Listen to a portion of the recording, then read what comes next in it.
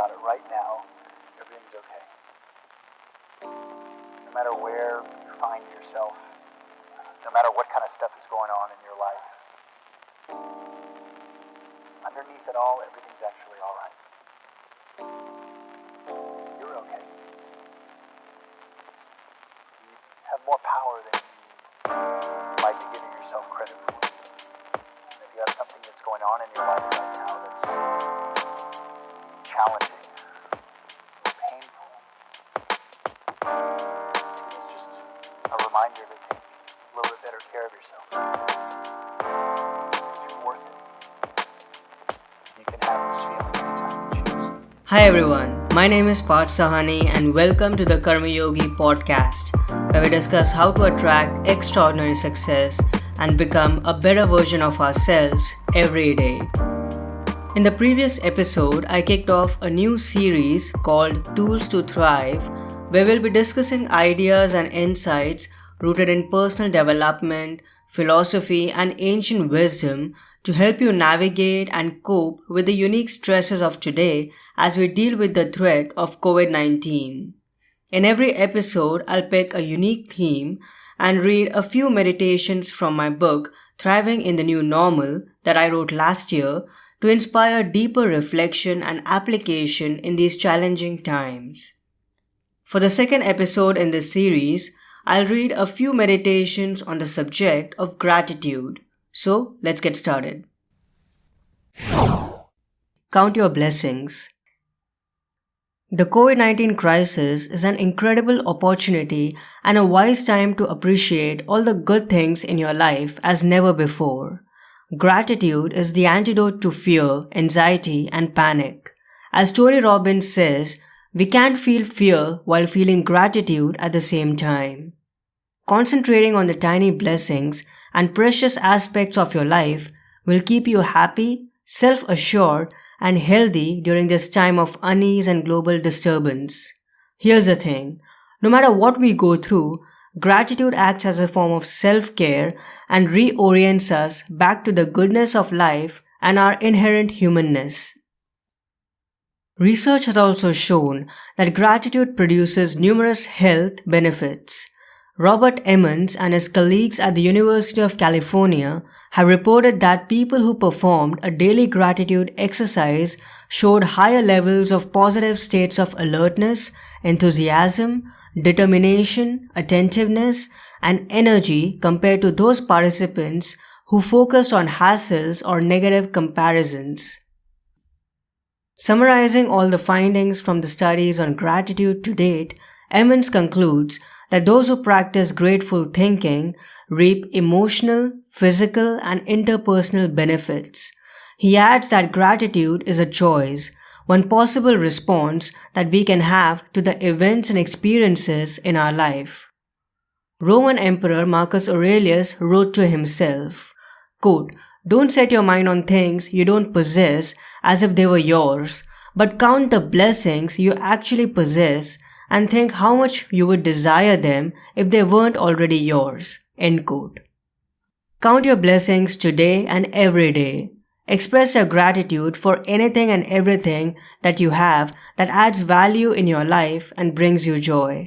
It pays off to think positively and look on the bright side of things, to simply focus on the good and positive things in your life instead of the negative ones. Practice inverse gratitude. It's a great virtue to have gratitude and appreciate things in our lives, but an even greater one is to have gratitude and appreciation when things don't work out for us and for the obstacles and adversities that we face. We get so overwhelmed with the current scenario that we fail to notice the advantages those adversities bring with them. As Ryan Holiday writes in his book, "The obstacle is the way." Quote, "The obstacle in the path becomes the path.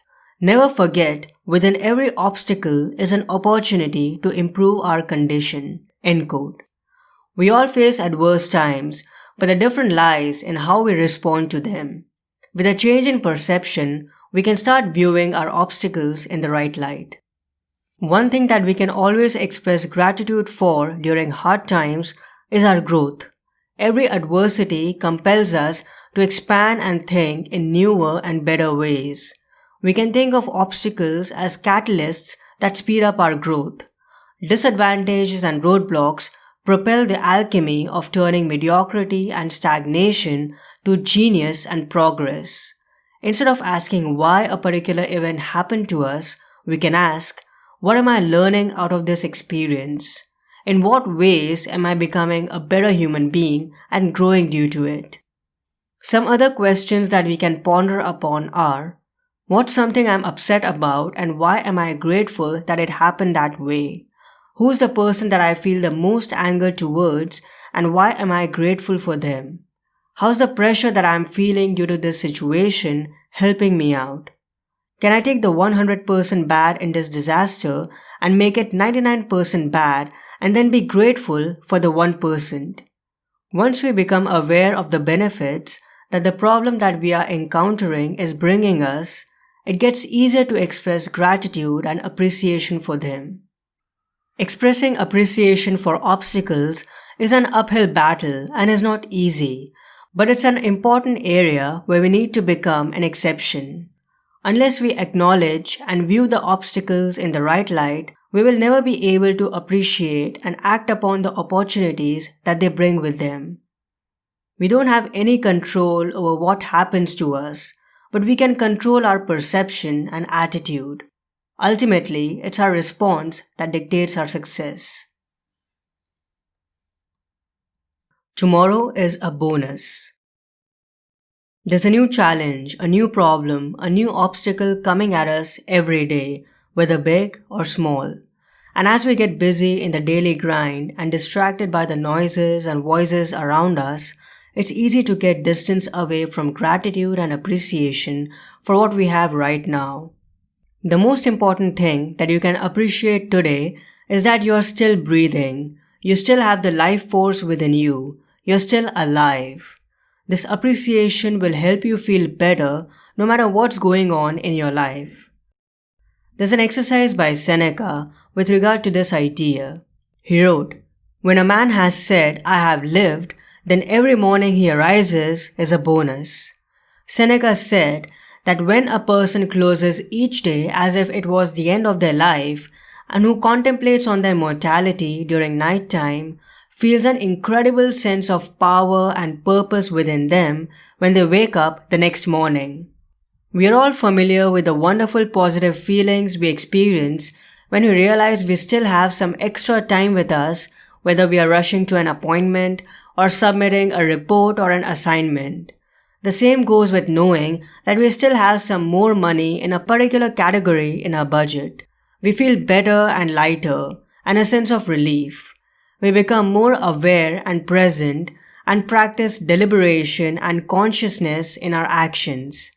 All the trivial anxieties within us disappear and we start accepting the ephemeralness of things around us and our most important resources. And then it all becomes about giving our best and letting the chips fall where they may. So today, give your best and live a full day. And as you go to bed, appreciate your efforts, knowing that you may not get the opportunity of waking up tomorrow. And if you do open your eyes tomorrow, which I sincerely pray for you that it happens, you'll start seeing the rest of the seconds, minutes and hours that you get to live as a bonus. Tomorrow is a bonus. It will always be, because we never truly know when the last one would be. Being grateful for whatever comes your way. We don't have control over everything in our life.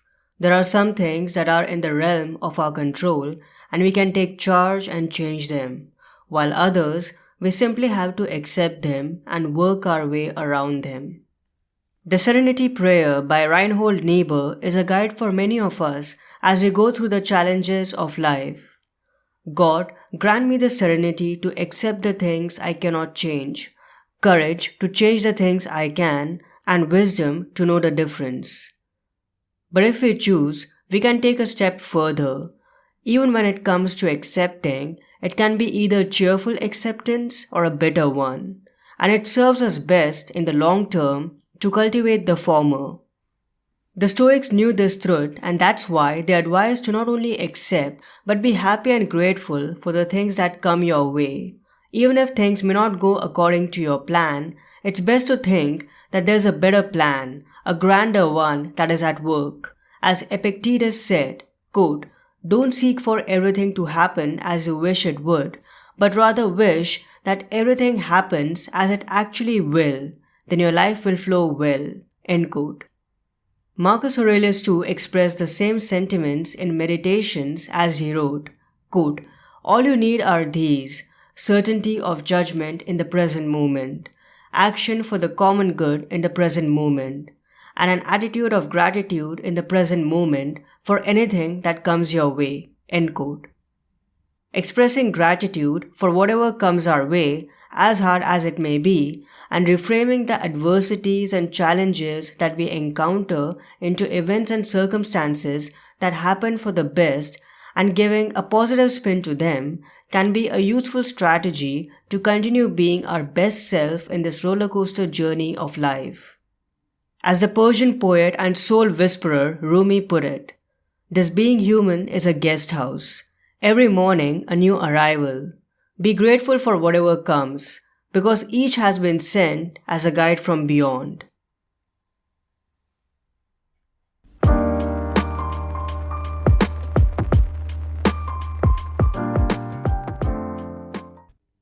Now it's time for the Gratitude Attitude segment, where I talk about things and experiences that I feel grateful for and share with you any books, products, services, and tools that add immense value to my life. This week, I want to express my gratitude for a personal finance book that I just finished reading again this month as part of the Daily Success Book Club.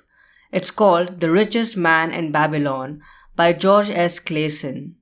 If you are serious about taking charge over your personal finances and winning with money, I highly recommend reading this book again and again so that you are able to learn and apply the timeless lessons mentioned in the book in your own life. I can say from my personal experience that it's very easy to forget them once you are done reading the book in the fast-paced modern life that we all live in. And that's why I encourage you to refer to this book regularly to keep the principles of wealth building fresh in your mind. Here's a quick background of the book. The Richest Man in Babylon is a 1926 book by George S. Clason that dispenses financial advice through a collection of parables set 4,000 years ago in ancient Babylon. The book remains in print almost a century after the parables were originally published and is regarded as a classic of personal financial advice. The parables are told by a fictional Babylonian character called Arcad, a poor scribe who became the richest man in Babylon. Included in Arcad's advice are the 7 cures, or how to generate money and wealth, and the 5 laws of gold, or how to protect and invest wealth.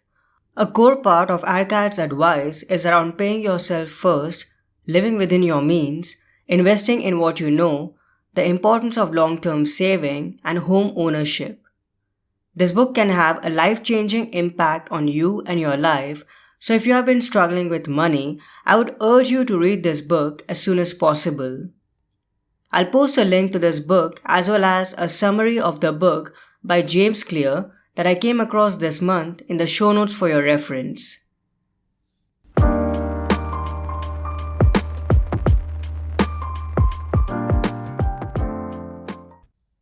I hope you enjoyed this week's episode.